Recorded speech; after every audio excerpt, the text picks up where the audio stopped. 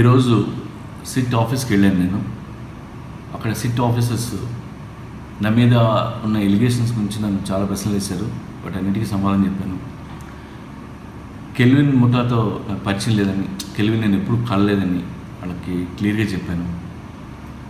So మళ్ళీ వాళ్ళు ఎప్పుడు పిలిచినా నేను మళ్ళీ వెళ్ళడానికి నేను రెడీగా ఉన్నాను.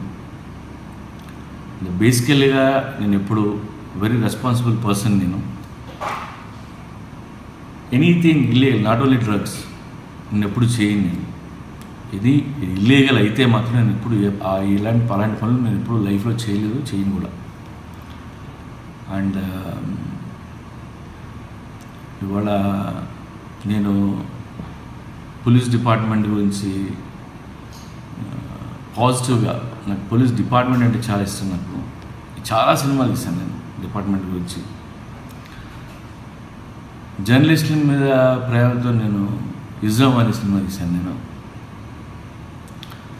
కానీ నాకు చాలా బాధగా ఉంది. వాళ్ళ అన్ని ఛానల్స్లో ఉన్న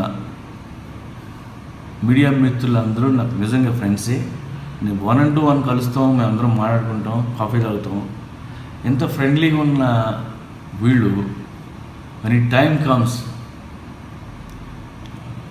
లైక్ వాళ్ళు చేసిన ప్రోగ్రామ్స్, వాళ్ళకి తెలిసినా తెలియపోయినా కట్టుకథలు చేసి ఏవో ½ అన్ అవర్ ప్రోగ్రాంలు చేసి నిజంగా చెప్పాలంటే జీవితాలు నాశనం చేశారు. మా అమ్మ, నా వైఫ్, నా పిల్లలు, అన్నదమ్ములు 4 రోజుల నుంచి ఏడుస్తూనే ఉన్నారు.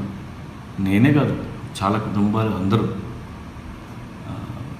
నాకు నిజంగా మీడియా మీద చాలా బాధగా ఉంది. ఎందుకంటే అందరూ తెలుసు, రేపు మళ్ళీ మనం కలుస్తాం కూడా. బట్ చాలా డిస్టర్బ్ చేశారు.